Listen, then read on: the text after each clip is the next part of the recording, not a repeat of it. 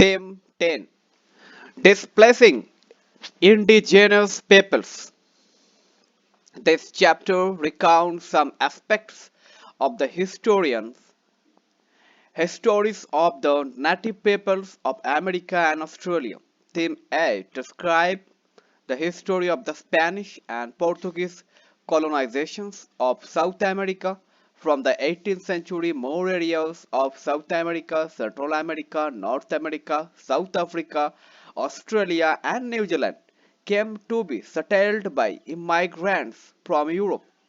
This led to many of the native peoples being pushed out into other areas. The European settlements were called colonies.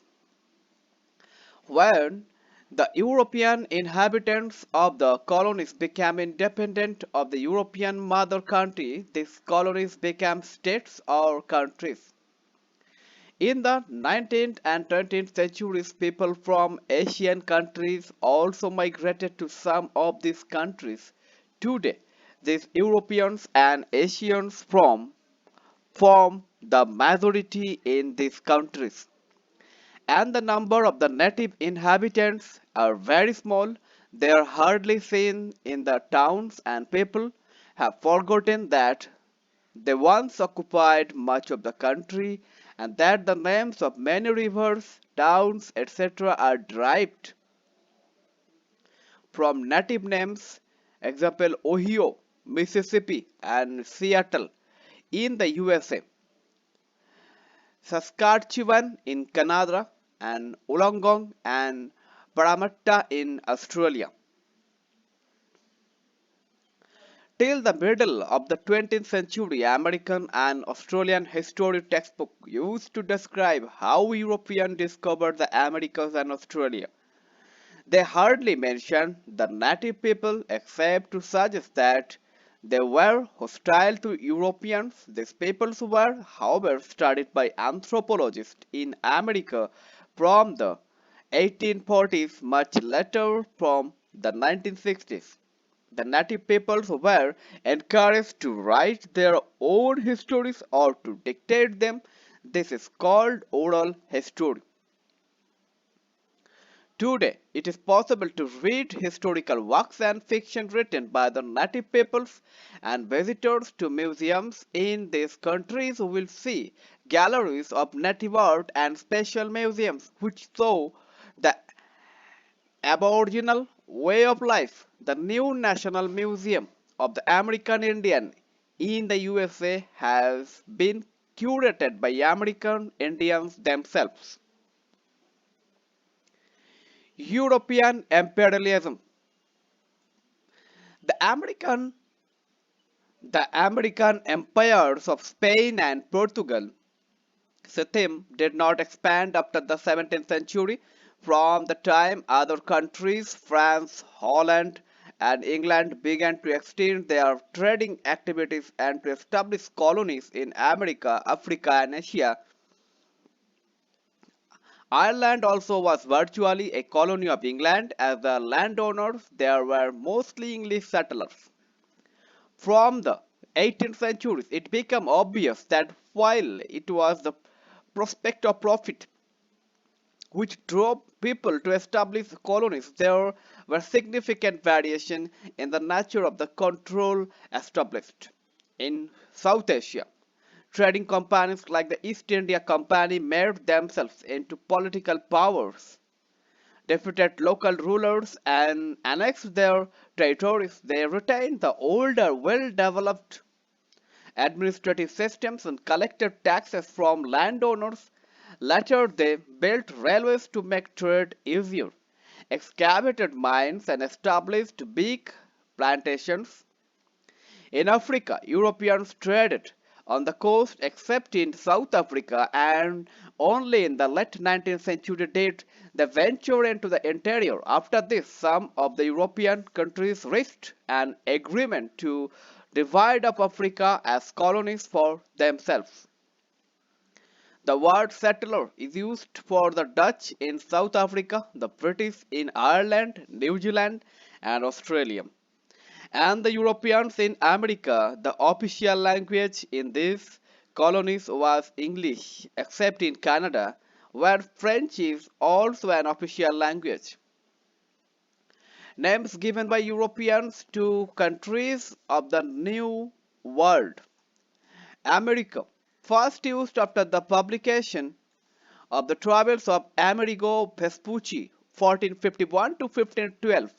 Canada, from Kanata, equal to village, is the language of the Huron Iroquois, heard by the explorer Jacques Cartier in 1535. Australia, 16th century name for land in the Great Southern Ocean. Austral is Latin for south. New Zealand, name given by Tasman of Holland, who was the first to sight this Iceland in 1642. G is Dutch for sea. The Geographical Dictionary, page 805 to 32, lists over 100 place names in the Americas and Australia which begin with new. North America. The continent of North America extends from the Arctic Circle to the Tropic of Cancer, from the Pacific to the Atlantic Ocean. West of the chain of the Rocky Mountains is the desert of Arizona and Nevada. Still further west, the Sierra Nevada Mountains. To the east, the Great Plains, the Great Lakes, the Valley of the Mississippi and the Ohio and the Appalachian Mountains. To the south is Mexico. 40% of Canada is covered with forest. Oil, gas, and mineral resources are found in many areas, which explains the many big industries in the USA and Canada. Today, wheat, corn, and fruit are grown extensively, and fishing is a major industry in Canada. Mining industry and extensive agriculture have been developed only in the last 200 years by immigrants from Europe, Africa, and China. But there were people who had been living in North America for thousands of years before the Europeans learned of its existence. The native peoples.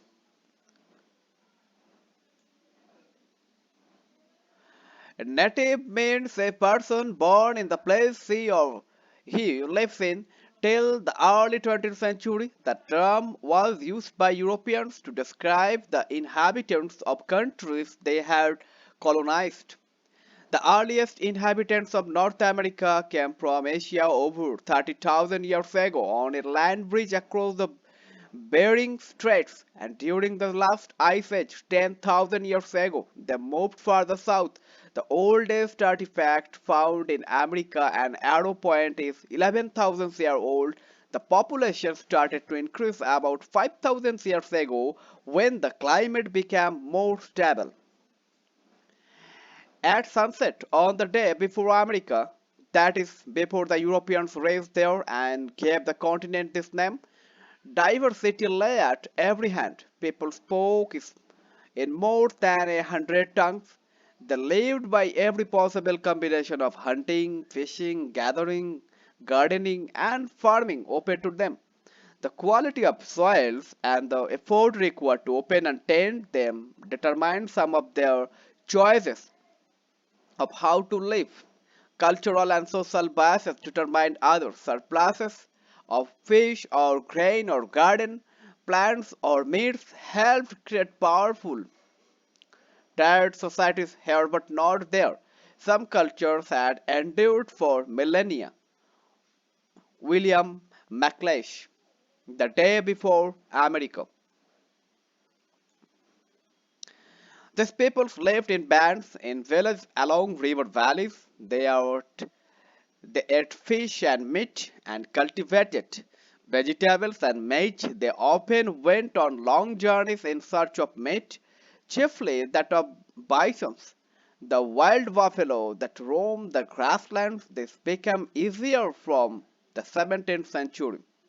When the natives started to ride horses, which they bought from Spanish settlers, but they only killed as many animals as they needed for food.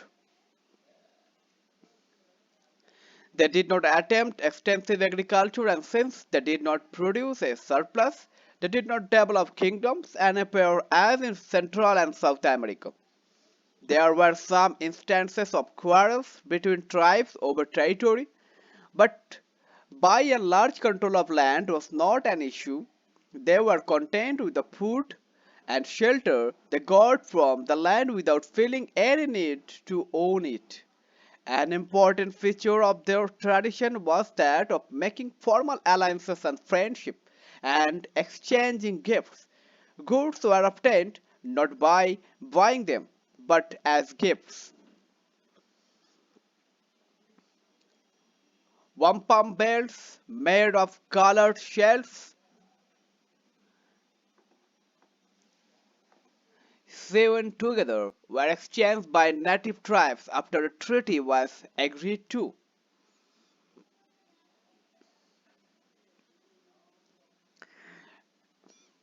Numerous languages were spoken in North America, though these were not written down. They believed that the times moved in cycles and each tribe had accounts about their origins and their earlier history, which were passed on from one generation to the next.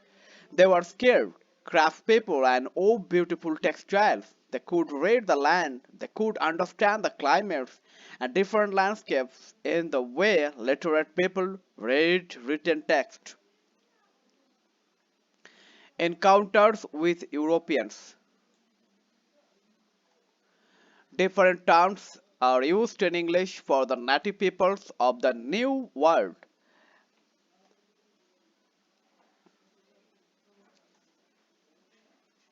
Aborigine, native people of Australia, in Latin ab means ab equal to from, origin equal to the beginning.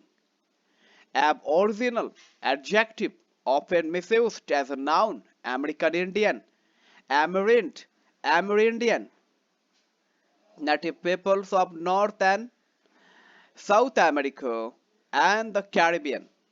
First Nation peoples, the organized native groups recognized by the Canadian government. The Indian Acts of 1876 used the term bands, but from the 1980s the word nations is used. Indigenous people, people belonging naturally to a place. Native American, the indigenous people of the Americas. This is the term now commonly used. Red Indian, the brown complexioned people whose land Columbus mistook for India. Names of native tribes are often given to things unconnected with them. Dakota, an aeroplane. Cherokee, a jeep. Pontiac, a car. Mohawk, a haircut. A woman of the Winnebago tribe of Wisconsin in the 18th century. People of this tribe were moved to Nebraska.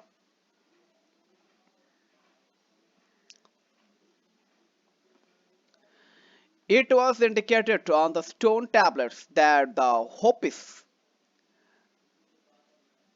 Hopis are a native tribe who now live near California, had that the first brothers and sisters that would come back to them would come as turtles across the land.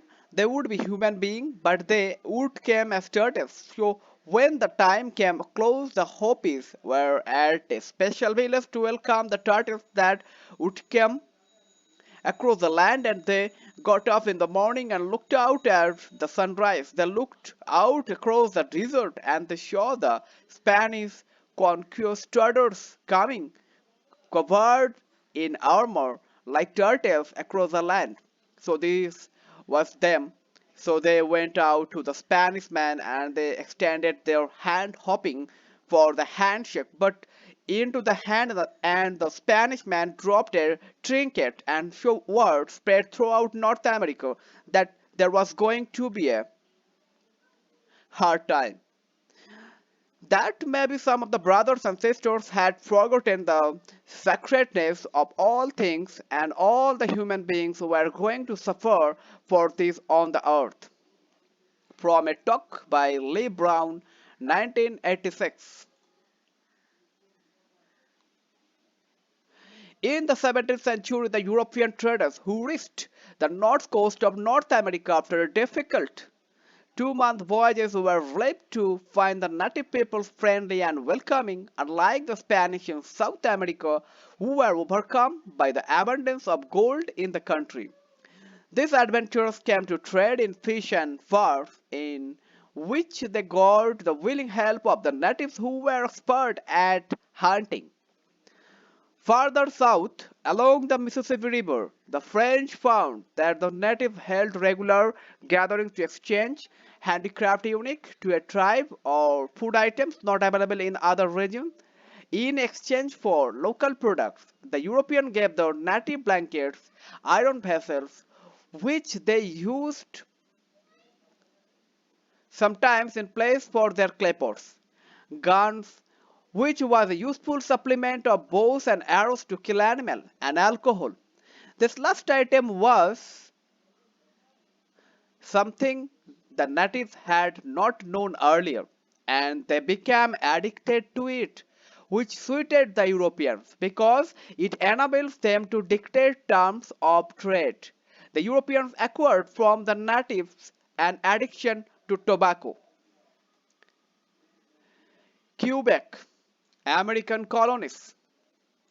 1497 John Cabot reaches Newfoundland. 1507 Amerigo de Vespucci travels published. 1534 Jacques Cartier travels down the St. Lawrence River and meets native peoples. 1608 French found the colony of Quebec. 1607 British found the colony of Virginia. 1620 British found Plymouth in Massachusetts.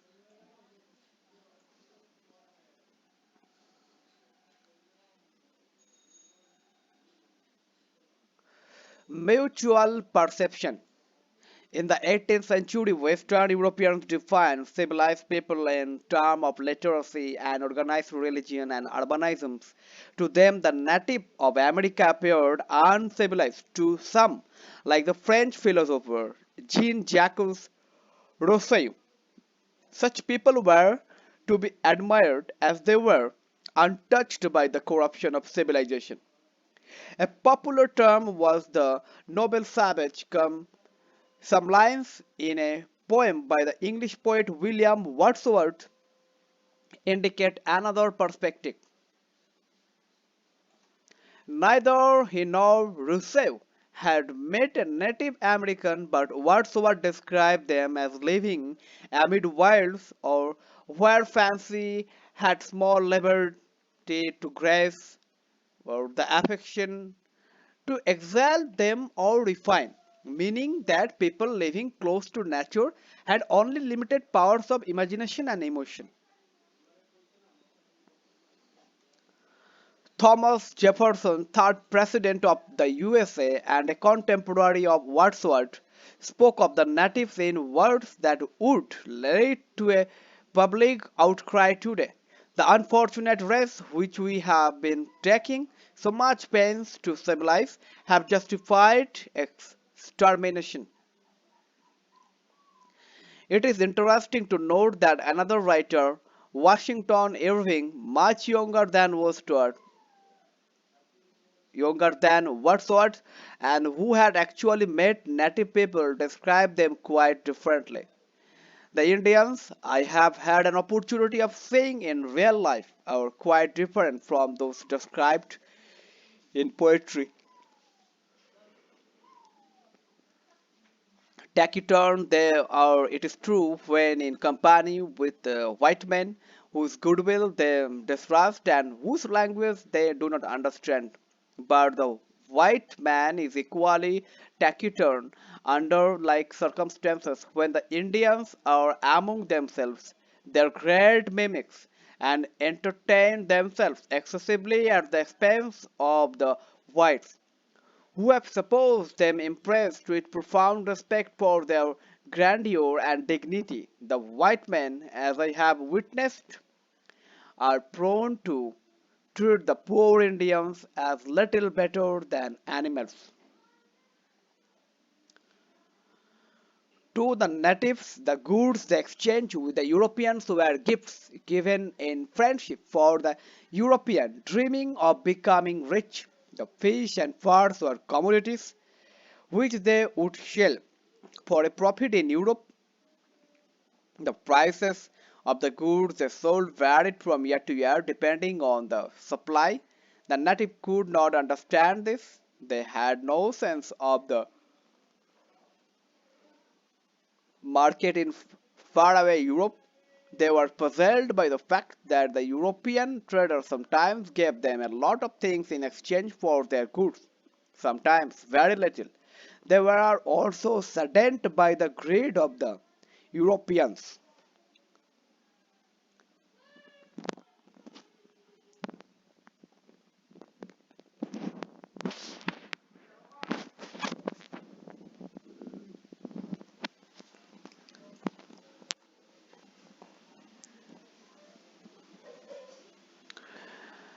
Many folks tales of native mocked Europeans and described them as greedy and deceitful, but because these were told as imaginary stories, it was only much later that the Europeans understood the reference. In their impatience to get far, they had slaughtered hundreds of beavers, and the natives were very uneasy, fearing that the animals would take revenge on them for this destruction. Following the first Europeans who were traders were those who came to settle in America from the 17th century. There were groups of Europeans who were being persecuted because they were of the different sect of Christianity, Protestant living in predominantly Catholic countries or Catholics in countries where Protestantism was the official religion. Many of them left Europe and went to America to begin a new life. As long as there was vacant land, this was not a problem, but gradually the Europeans moved further inland near native villages. They used their iron tools to cut down forests to lay out farms. Native and Europeans saw different things. When they looked at forests, natives identified tracks invisible to the European. Europeans imagined the forest cut down and replaced by cornfields. Jefferson's dream was a country populated by Europeans with small farms. The natives who grew crops for their own needs, not for sale and profit, and thought it wrong to own the land, could not understand this. In Jefferson's view, this made them uncivilized.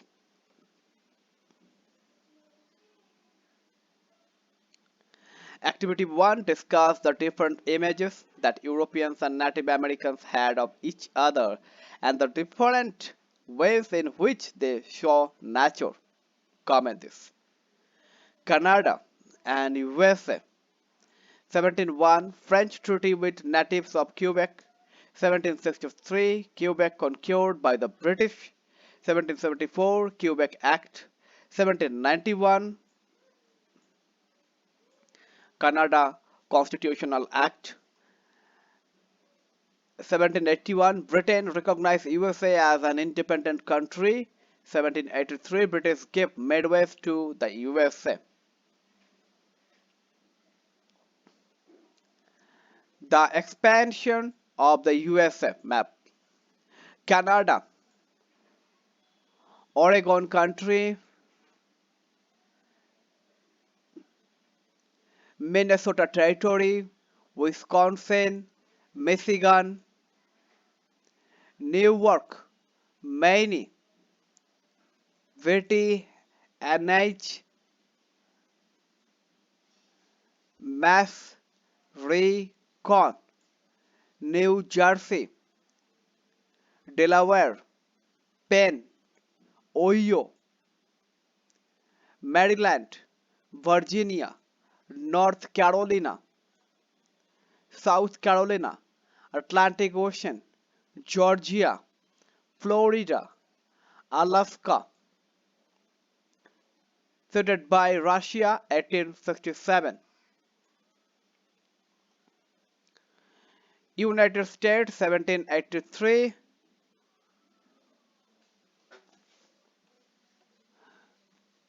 Louisiana Purchase from France 1803, ceded by Great Britain 1818 to 1842, purchased from Spain 1819, annexed 1845, assigned by treaty with Great Britain 1846, ceded by Mexico 1848, Gadsden Purchase 1853, Gulf of Mexico, Louisiana, Alabama, Kentucky, Mississippi, Indiana, Illinois, Iowa, Missouri, Arkansas, Texas, Indian Territory, Unorganized Territory, Utah Territory, California, New Mexico Territory, Mexico, Pacific Ocean.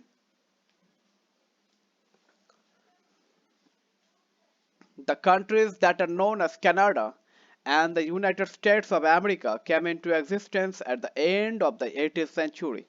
At that time, they occupied only a fraction of the land they now cover.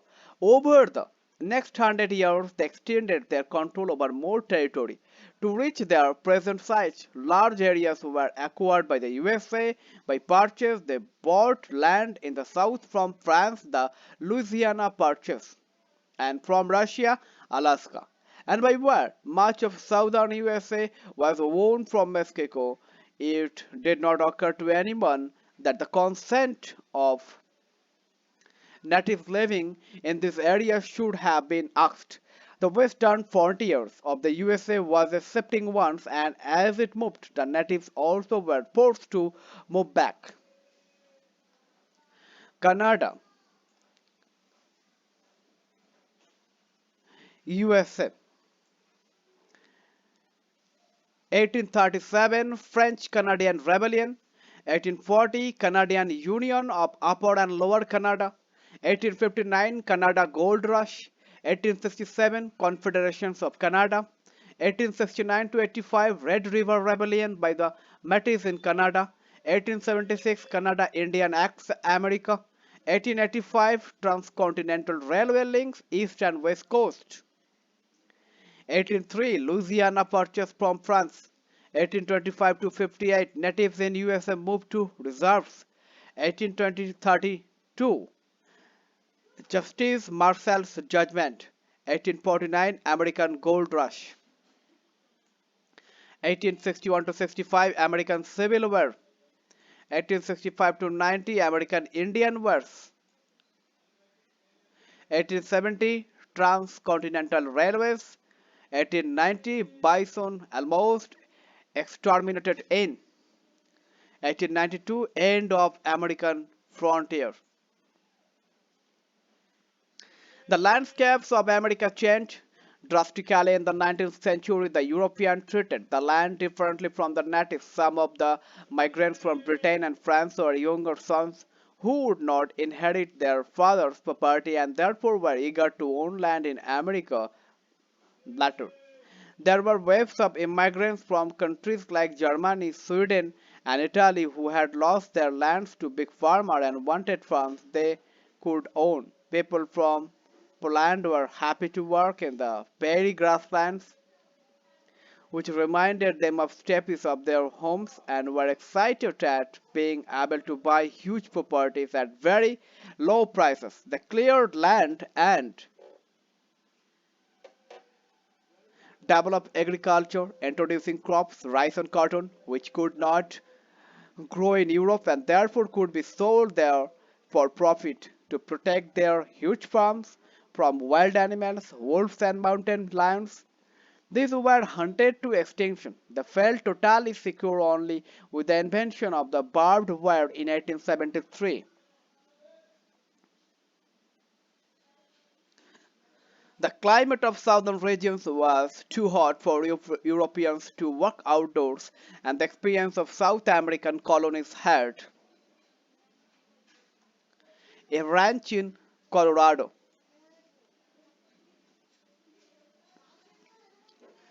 shown that the natives who had been enslaved had died in large numbers.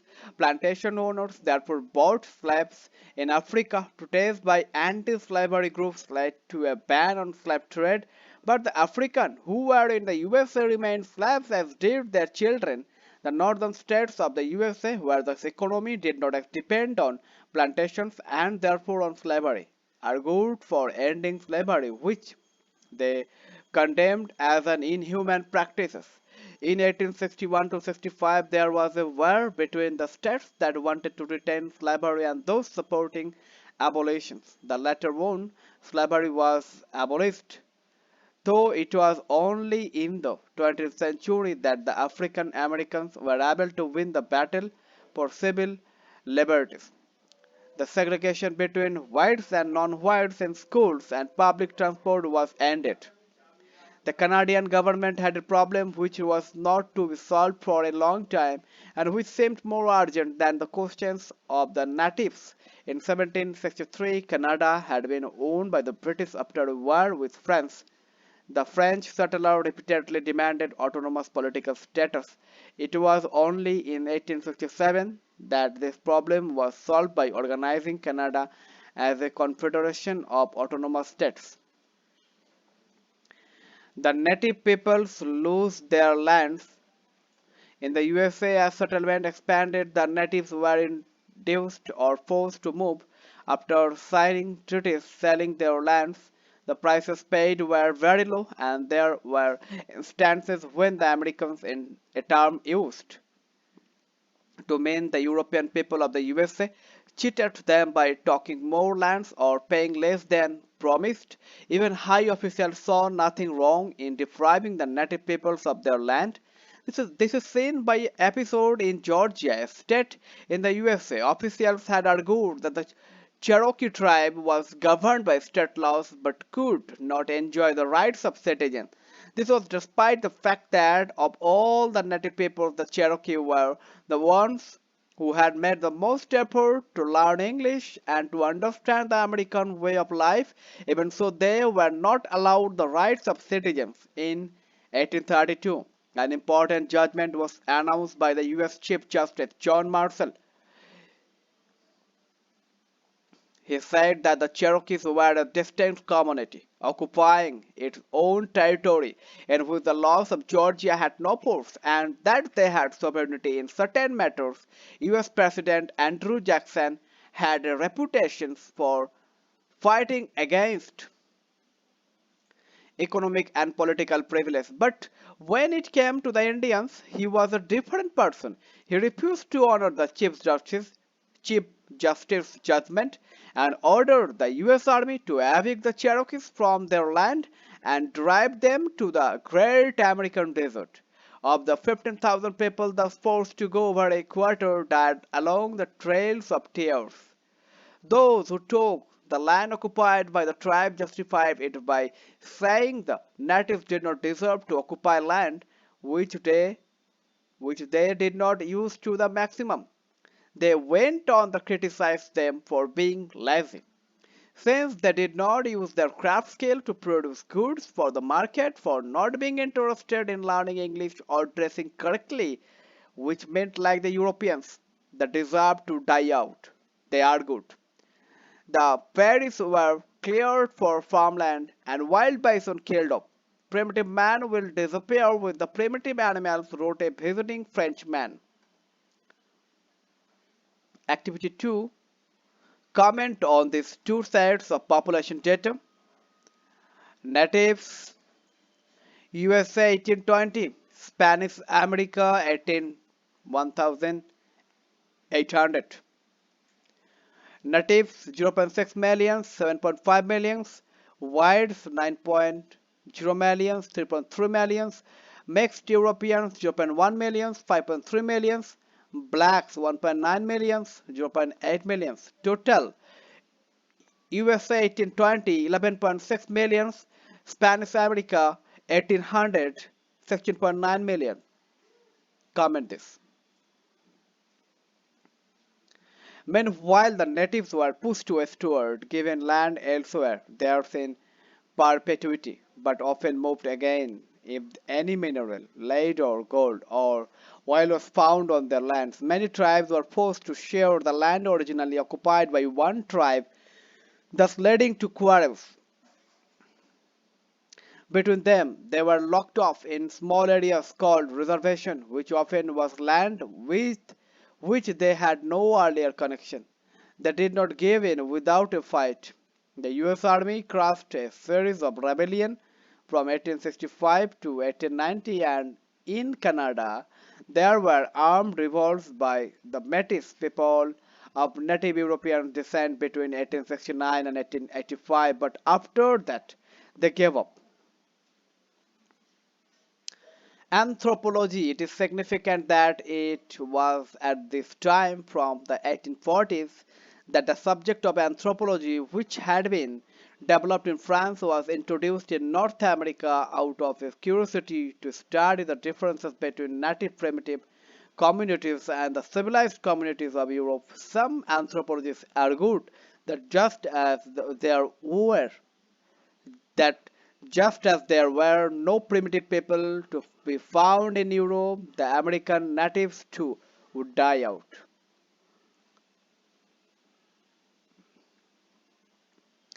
In Native Lodge 1862, archaeologists moved this from the mountains and placed it in a museum in Wyoming.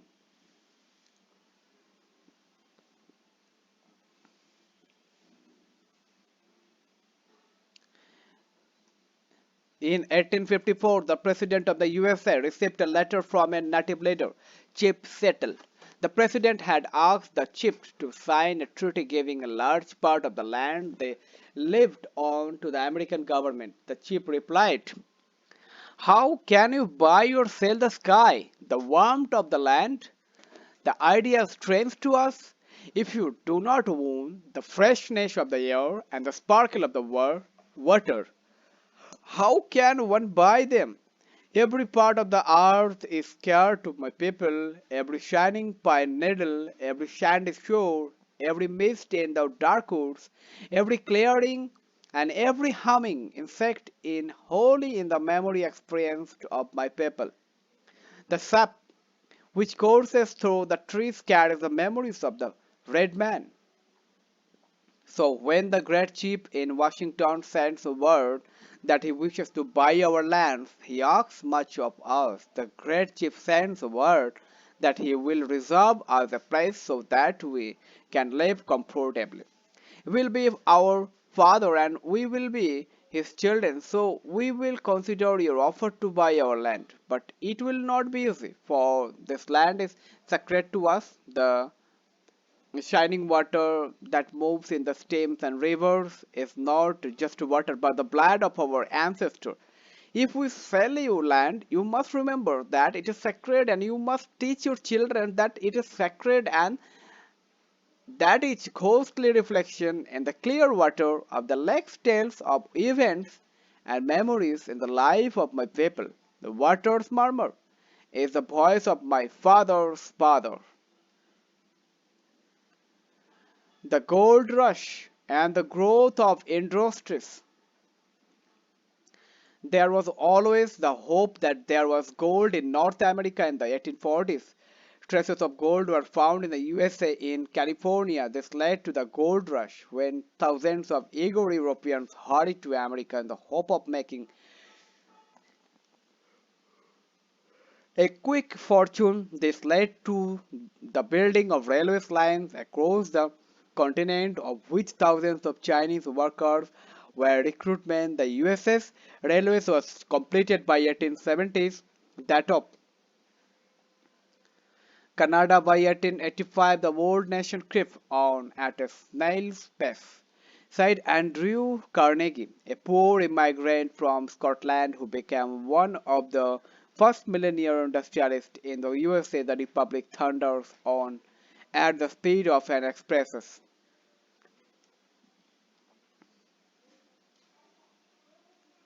Moving to California as part of the gold rush, photograph. One reason why the Industrial Revolution happened in the England when it did was because small peasants were losing their land to big farmer and moving to jobs in factories. A theme in North America, industries developed for very different reasons: to manufacture railways equipment so that rapid transport could link distant places, and to produce machinery which would make large-scale farming easier. Industrial towns grew and factories multiplied both in the US and Canada. In 1890, it was the leading industrial power in the world. Large-scale agriculture also expanded. Vast areas were cleared and divided up into farms by the 1890s. The bison had almost been exterminated, thus ending the life of hunting the natives had followed for centuries. In 1892, the USA continental expansion was complete. The area between the Pacific and Atlantic Oceans was divided up into states. There no longer remained the frontier that had pulled European settlers west for many decades. Within a few years, the USA was settling up its own colonies in Hawaii and the Philippines. It had become an imperial power. Above, immigrants welcomed by the USA. Color print 1909. Below, the ranch on the prairie that was the dream of poor European immigrants. Photograph. Karl Marx, 1818 to 83, the great German philosopher, described the American frontier as the last positive capitalist utopia, the limitless nature and space to which the limitless thirst for profit adapts itself. Bastards and carry Grand Racy.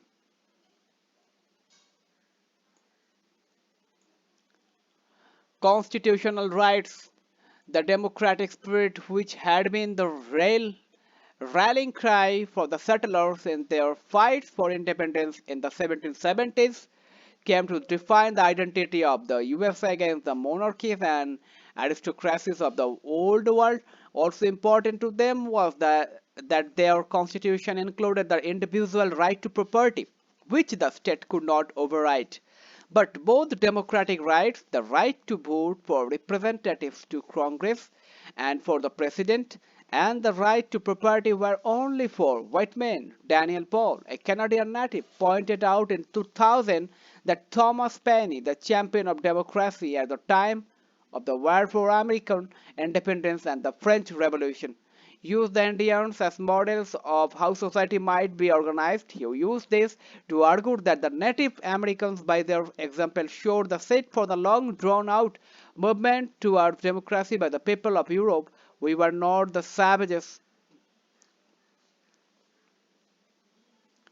The winds of change. Not till the 1920s did things begin to improve for the native peoples for the US and Canada.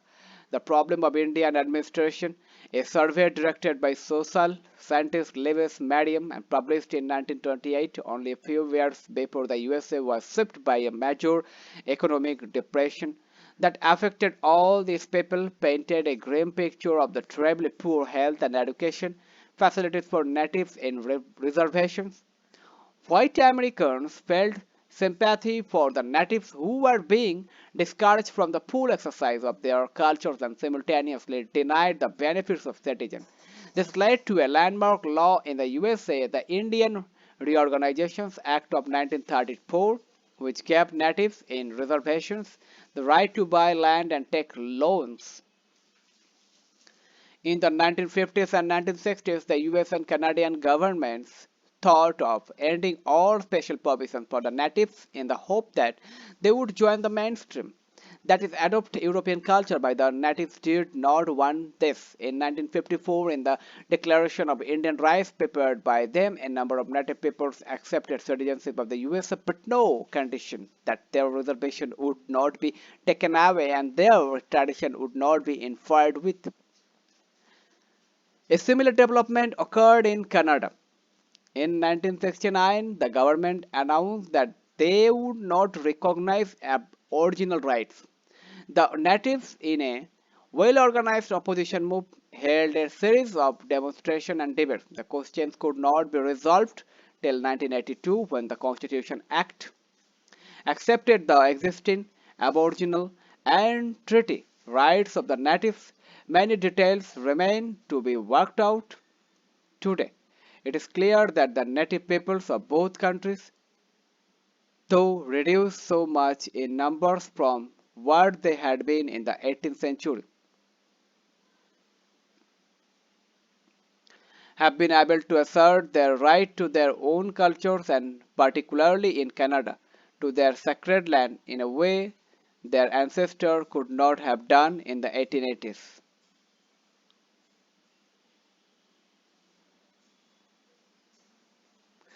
Activity 3, comment on the following settlement by the American historian Howard Spodek. For the indigenous people, the effects of the American Revolution were exactly opposite to those of the settlers. Expansion became contraction, democracy became tyranny, prosperity became poverty, and liberty became confinement. Indian under British rule, taxed arbitrarily, seen as not equal, rationalisms not ready for responsibility of representative government. Natives in America and not seen as citizens, not equal Australia. Rationalisms primitive as in no settled agriculture provision for the future towns. African slaves in America denied personal liberty, not equal rationalization. Slavery is part of their own social system. Black people are inferior. Australia, as in the Americans, human habitations in Australia has a long history.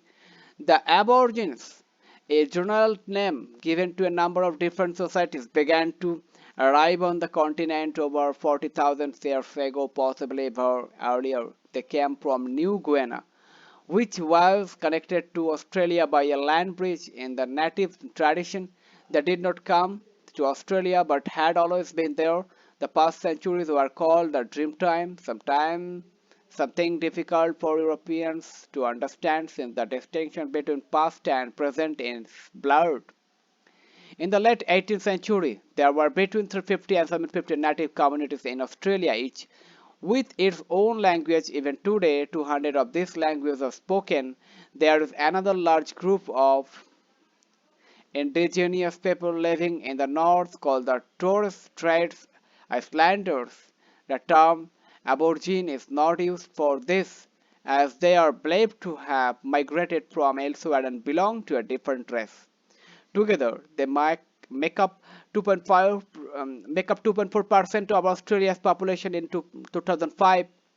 Australia is sparsely populated, and even now most of the towns are along the coast where the British first arrived in 1770s because the central region is arid desert. The Europeans reached Australia.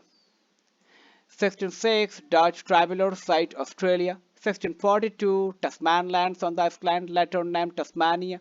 1770, James Cook reaches Botany Bay, named New South Wales. 1788, British penal colony formed, Sydney founded. Map Australia. Australia, Darwin, Indian Ocean, Pacific Ocean, Southern Ocean, Perth, New South Wales, Adelaide, Melbourne, Sydney, Canberra, Tasmania, New Zealand.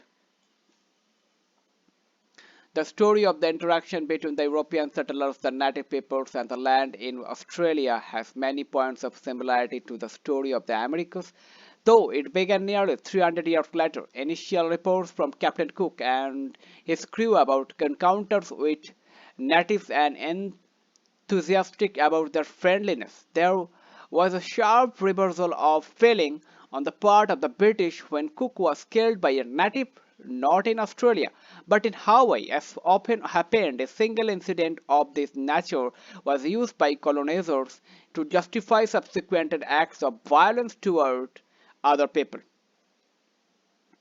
A description of the Sydney area in 1790, Aboriginal production had been dramatically disturbed by the British presence. The arrival of 1,000 hungry mouths, followed by hundreds more, put unprecedented pressure on local food resources. So, what would the Daruk people have thought of all this? To them, such large-scale destruction of scarce place and strange, violent behavior towards their land was inexplicable. The newcomers seemed to knock down trees without any reason, for they were not making canoes, gathering bush honey, or catching animals. Stones are moved and stacked together. Clay dug up, shaped and cooked, holes are made in the ground, large unwieldy structures built. At first they may have equated the clearing with the creation of a sacred ceremonial ground. Perhaps they thought a huge ritual gathering was to be held, dangerous business from which they should steer well clear. There is no doubt the Drugs subsequently avoided the settlement, for the only way to bring them back was by an official kidnapping. P. Grimshaw, M. Lake, M. McGrath, M. Quartley, creating a nation. They did not foresee that in the 19th and 20th centuries nearly 90% to them would die by exposure to germs, by the loss of their lands and resources, and in battles against the settlers. The experiment of settling Brazil with Portuguese convicts had been abandoned when their violent behavior provoked angry reprisals from the natives. The British had adopted the same practice in the American colonies until they became independent. Then they continued it in Australia. Most of the early settlers were convicts who had been deported from England, and when their jail term ended were allowed to live as free people in Australia on condition that they did not return to Britain, with no recourse but to make a life for themselves in this land so different from their own. They felt no hesitations about ejecting natives from land they took over for cultivation. The development of Australia. 1850 self-government granted to Australian colonies. 1851 Chinese schooling immigration stopped by law in 1855. 1851 to 1961 gold rushes. 1901 formation of Federation Australia with 6 territories. 1911 Canberra established as capital. 1948 to 75 2 million Europeans migrate to Australia. Activity 4 in 1911 it was announced that New Delhi and Canberra would be built as the capital cities of British India and of the Commonwealth of Australia. Compare and contrast the political situations of the native people in these countries at that time. Comment this. The economic development of Australia under European settlements was not as varied as in America, but sheep farms and mining stations were established over a long period, and with much labor, followed by vineyard and wheat farming, this came to form the basis of the country's prosperity. When the states were united and it was decided that a new capital would be built for Australia in 1911, one name suggested for it was Wool Wheat Gold. Ultimately, it was called Canberra, Cam equal to Canberra, a native word meaning meeting place. Some natives were employed in farms under conditions of work so harsh that it was little different from slavery. Later Chinese immigrants provided cheap labor as in California, but honest about being dependent on non-whites led to the governments in both countries to ban Chinese immigrants. Till 1974, such was the popular fear that dark people from South Asia or Southeast Asia might migrate to Australia in large numbers that there was a government policy to keep non-white people out. The winds of change. In 1968, people were electrified by a lecture by the anthropologist W.E.H. Stanner entitled The Great Australian Silence, the silence of historians about the aborigines from the 1970s as was happening in North America. There was an eagerness to understand natives not as anthropological curiosities but as communities with distinct culture, unique ways of understanding nature and climates, with a sense of communities which had vast bodies of stories, textile and painting and carving skills which should be understood and recorded and respected. Underlying it all was the urgent question which Henry Reynolds later articulated in the powerful book. Why were not we told? This condemned the practice of writing Australian history as though it had begun the Captain Cook's discovery.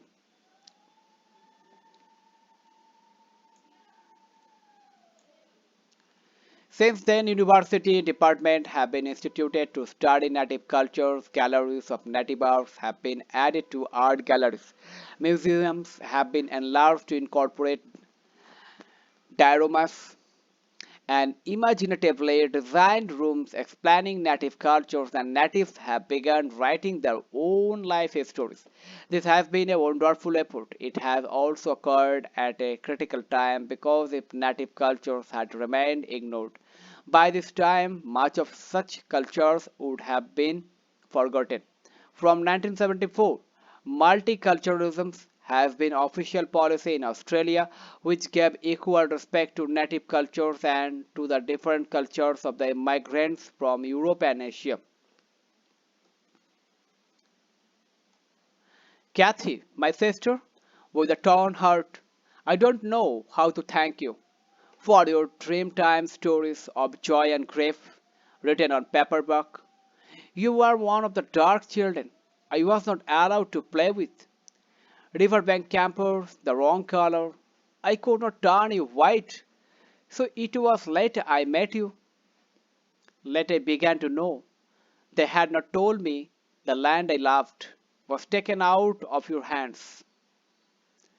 Two Dreamtimes written for Odgero Nunukal.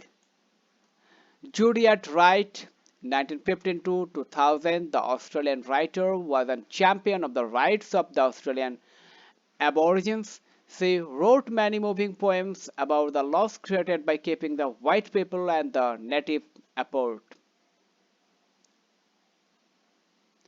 From the 1970s, as the term human rights begin to the to be human rights began to be heard at meetings of the UNO and other international agencies, the Australian public released to its dismay that, in contrast to the USA, Canada, and New Zealand, Australia had no treaties with the natives formalizing the takeover of land by Europeans. The government had always termed the land of Australia terra nullius, that is, belonging to nobody. There was also a long and agonizing history of children of mixed blood native Europeans being forcibly captured and separated from their native relatives. Agitations around these questions led to inquiries and two important decisions. One, to recognize that the natives had strong historic bonds with the land which was sacred to them and which should be respected. Two, that while past acts could not be undone, there should be a public apology for the injustice done to children in an attempt to keep white and colored people apart. 1974 White Australia policy ends. Asian immigrants allowed entry. 1992 Australian High Court in the Mabo case declares that terra nullius was legally invalid and recognized native claims to land from before 1770. 1995 National Inquiry into the separation of Aboriginal and Torres Straits Islanders children from their families.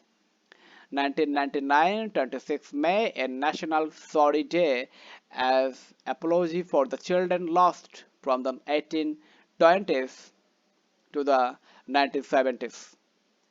Exercise answer in brief, answer in a short essay. Comment this.